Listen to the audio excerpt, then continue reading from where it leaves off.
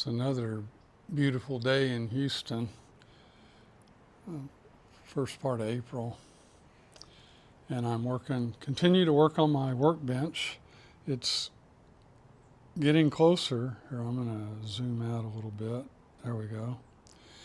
And I have to cut a groove in this apron board. This is the apron for the side that has the workbench top. I am going to put in let's see if I can get there you go. I've got to cut a groove similar to this on this apron board that goes here along there. And then I've got that shelf, this shelf right here, that I'll have to rip down into the size to fit between the workbench top and the apron. Workbench top, apron. I could use a router. I've actually got a router, a Bosch router. But one of my objectives in building this workbench is to do as much as I can by hand. And I finally figured out how to do it. I have a Stanley 73 or 71 router plane, but I need a 7/16 groove. I don't have a 7/16 blade. That's a 1/4-inch blade that's in there. The next blade up is a 1/2-inch blade. So that would make the groove too big. So I figured out how I could do it. Because the fence on this won't allow me to go far enough in, because this is the depth of the shelf. The fence that goes to this won't allow me to go far enough in. I have this plane. It's a beautiful plane. And I wish I could use this. This is my router plane that I have, or it's actually a plow plane is what this is called. It's a Veritas plow plane. But the fence on it won't allow me to go this deep. So what I've done is I've put a board on, I've put another sole, I've added a sole plate basically to the Stanley 71 router plane. I'm using this cut down 2x12 that I had. It's got a nice straight edge because I cut it with a track saw. Got a nice straight edge, and I'm using that as my fence.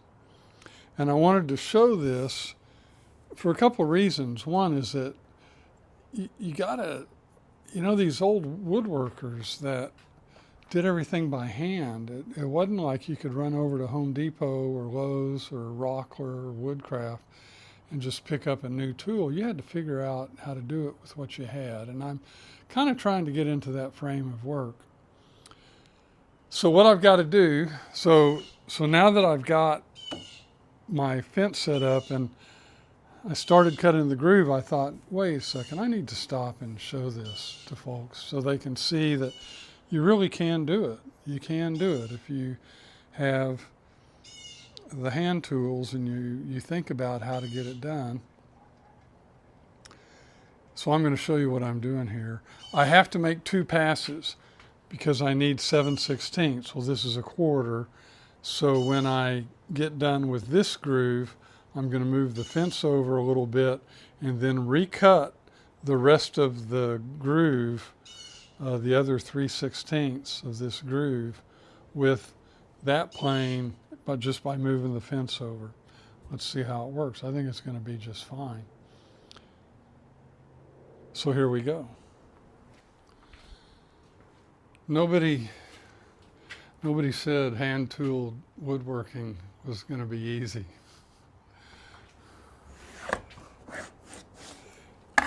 And I'm building this workbench off of a design that is out on the internet by a gentleman from the UK named Paul Sellers. And when he got to this point, he was cutting these dados to put the board in, the baseboard for the shelf. And he said, if it seems like it's hard work and it's taken a long time, that's because it is and it does, or something to that effect. So here we go. I won't film this whole thing, but I'm going to film part of it so you can see how I'm doing this.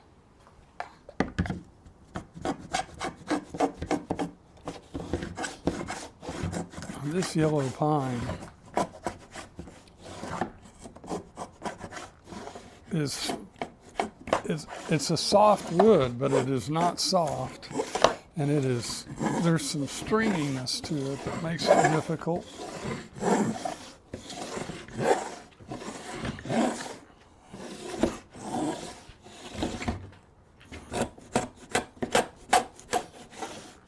I got a big old knot here.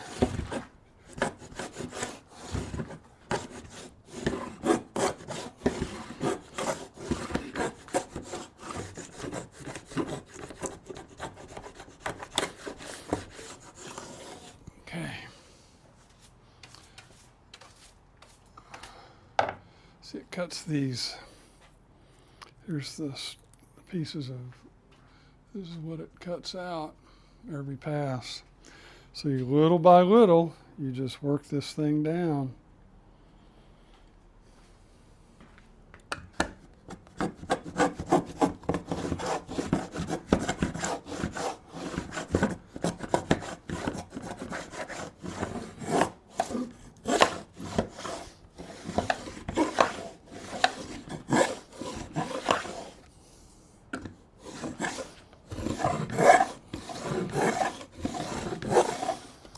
I should mention that this tool, based on the handles, and because it's got the plastic handles, I think the last time they made these was I believe was in 1993.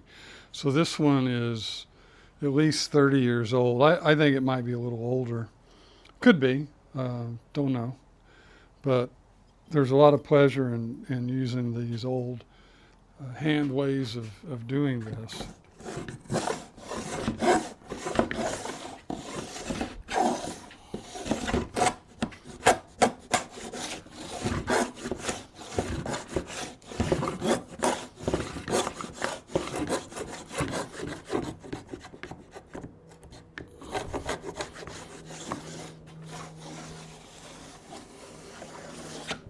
Okay, keep going. Little by little.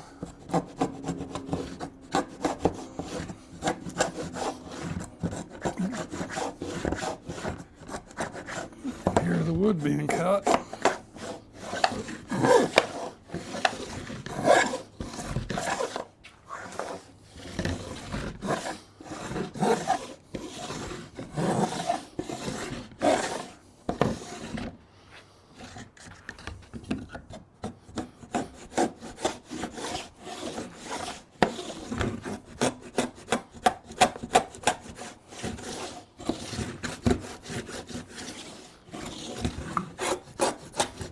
I wish you could smell this. There's this big knot right in here. I'll pull the camera off here in a few minutes and show you. But it also seems to produce this big area in here of real pitchy, it's very pitchy, hard section, but it just smells so good. I mean, if you like the smell of the wood, it's a wonderful smell.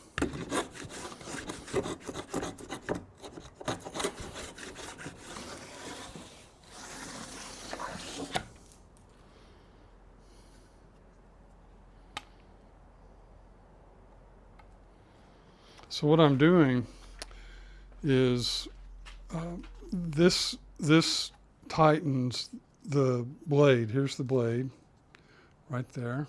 There's the blade. And then you control the depth with this screw right here that moves the blade that moves the blade up and down. So I make a pass, loosen it, tighten this a little bit, or move the blade down a little bit, and then I go again, and then I just keep doing that until I get down to the desired depth.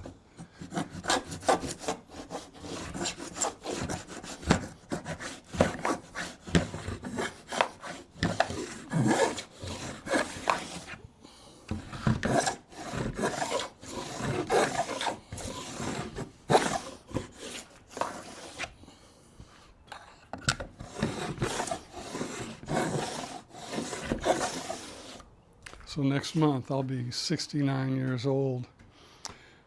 And if you're whatever age you are, you can do this. You can start because you don't have to hurry.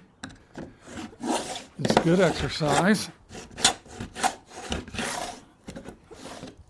You know, even moving around these big pieces of wood, they're heavy. They're pretty heavy, especially yellow pine. So you're moving around heavy stuff. And all the cuts, it's your labor, it's your force, it's your muscles that are making it happen.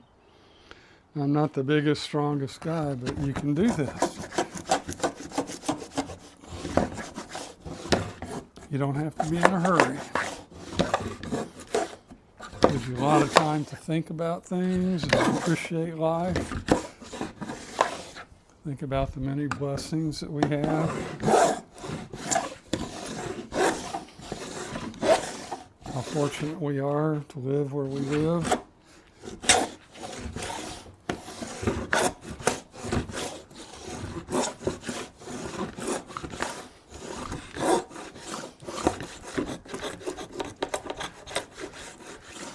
The other thing I would say is that these tools, I mean, they're not cheap, but they're not that expensive in relative terms. If you're spending $5 or $6 or $10 a day on coffee, then you can sure as heck afford these tools. You can definitely afford these tools. And the wood, southern yellow pine, is not that expensive. So you can get into this. A lot of the saws and things that I've bought, I've gotten at estate sales for, I mean, one of my favorite saws, here, I'll get it. Just stay there. Believe it or not, this is one of my favorite saws for cutting tenons and mortises, or tenons that go into tennis and mortise joints. I picked this up at an estate sale for $3, and it is comfortable to hold. It's an old Spear and Jackson. I did sharpen it and I did clean it up, but it truly cuts straight. I mean, it's comfortable to hold. $3 that I got in an estate sale. You can't plug it in, it doesn't make noise, and it doesn't do the work for you. You got to do the work. But it's certainly a lot more fun to use than a power saw, I think.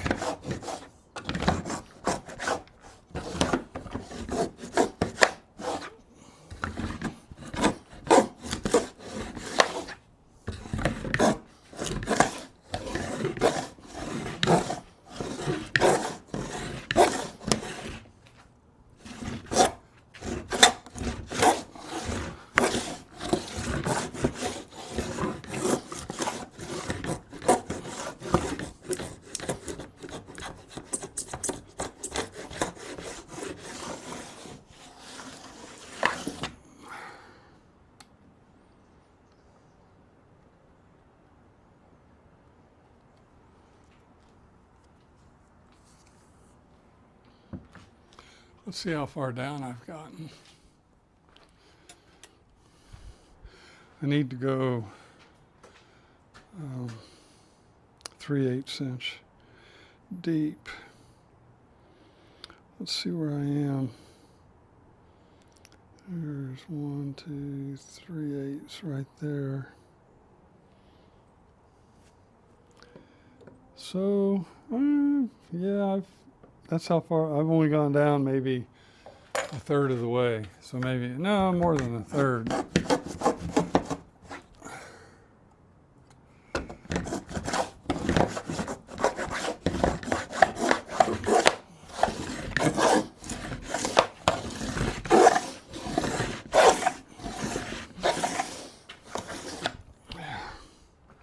Just put your body into it. It's not just your arm, it's your body. It's that knot right there.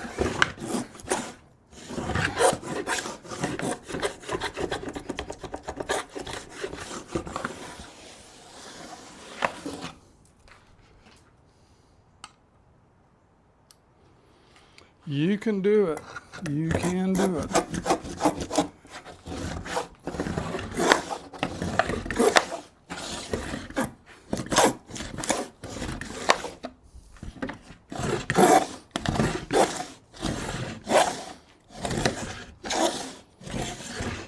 The other thing is, I'm not saying you never hurt yourself with any of these tools. I think the only way you could hurt yourself with this is when you're sharpening, because that blade, this blade is really sharp. You could hurt yourself that way, cutting yourself. It's not the kind of cut that's going to send you to the emergency room.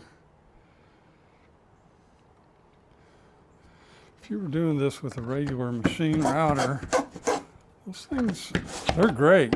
I mean, I love my router.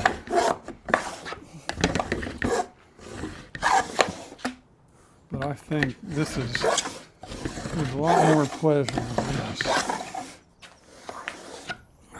Especially knowing when I'm done that it's my own labor that did all this.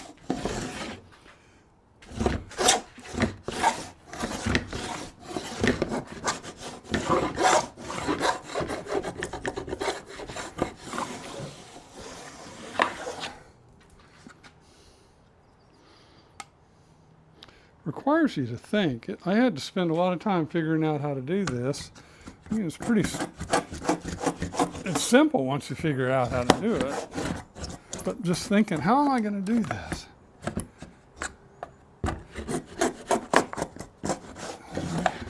Finally got there. Just kept thinking about it.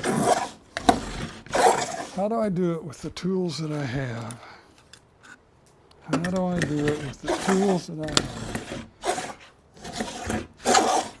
That knot. Pitchy area.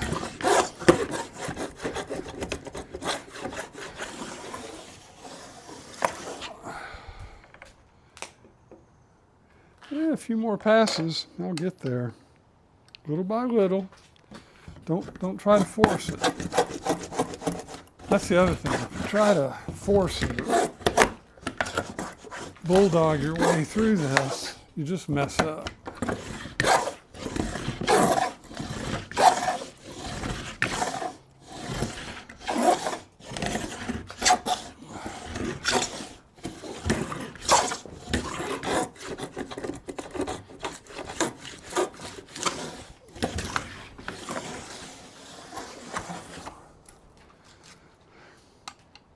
Little by little.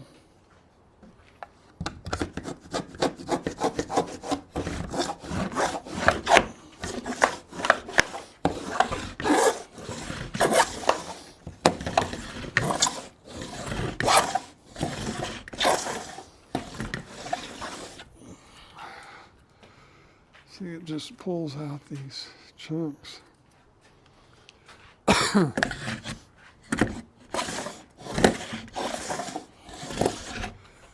Here's a knot.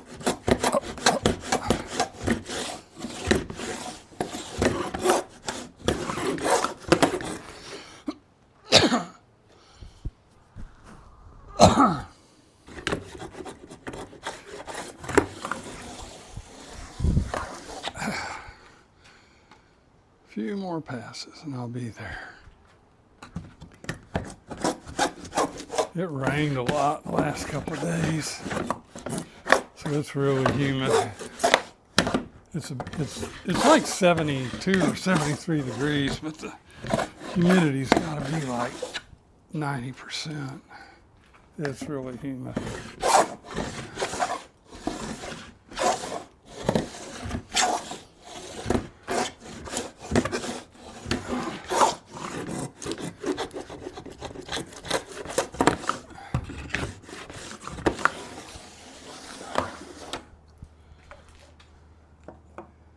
Almost there. Skip ahead if you're getting bored. I'll just keep doing this and talking a little bit.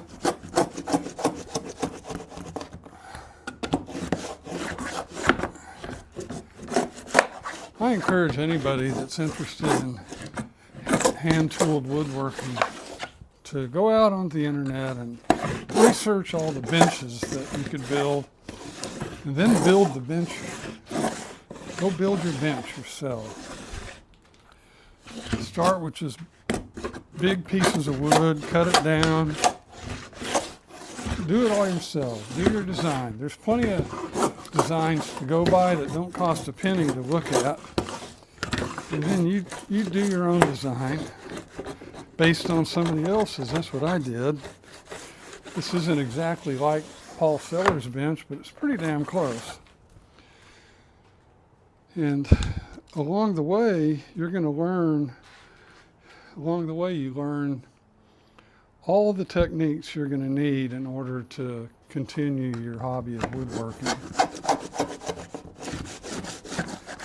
Just in building your bench. I think that's kind of partly how Paul Sellers designed his bench. He knew that people building it were aspiring woodworkers, hand-tooled woodworkers, and so he designed a bench that's not only really strong and functional, but in building it, you learn all the basic techniques that you're going to need to have a career or hobby of hand-tooled woodworking. We're getting close. I'm about there.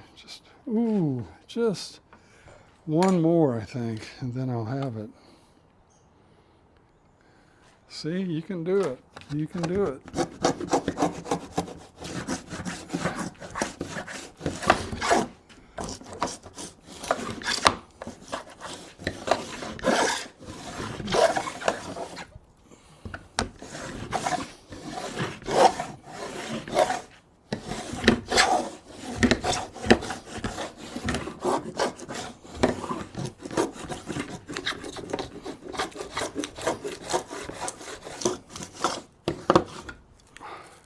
Look at all that. Great for starting fires.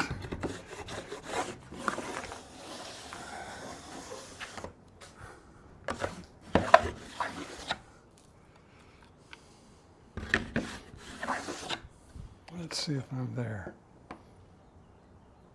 Just a tiny bit more to go. One more is going to do it, I think.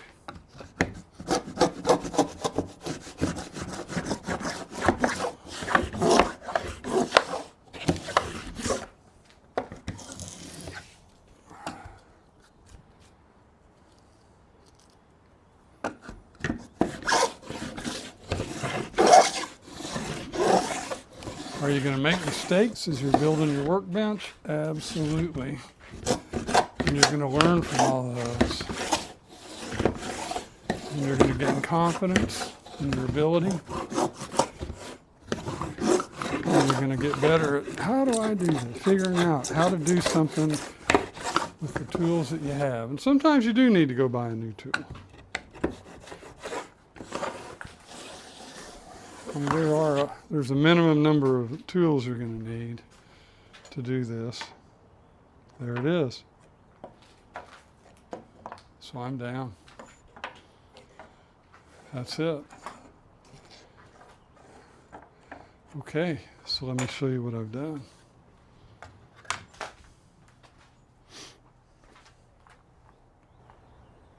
Here's the dado cut, the groove.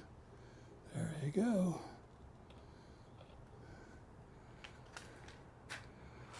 If you look at the rest of the videos, you'll see that these recesses are where the leg goes into these recesses and then are held in position with a wedge that makes it really strong.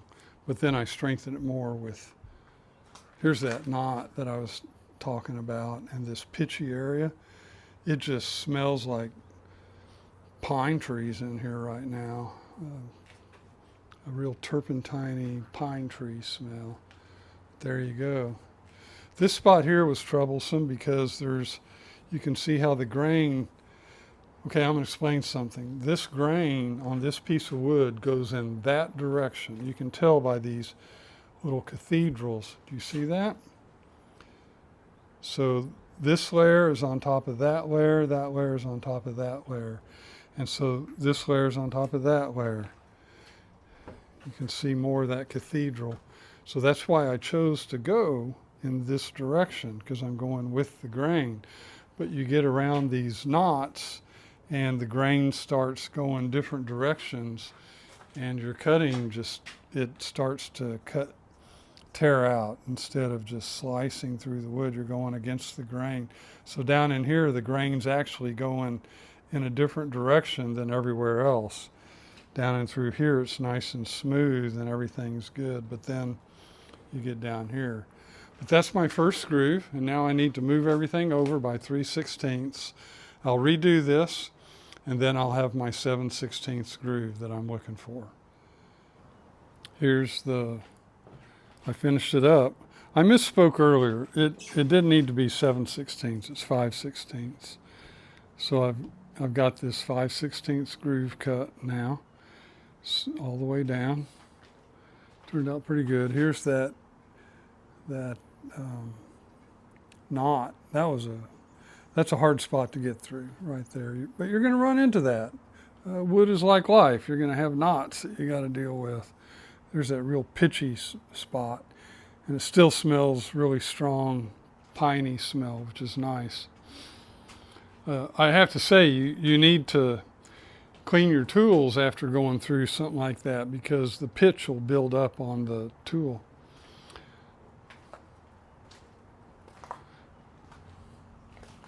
So I'm pretty happy with how this turned out, given that I had to rig up that fence and do it the way I did it.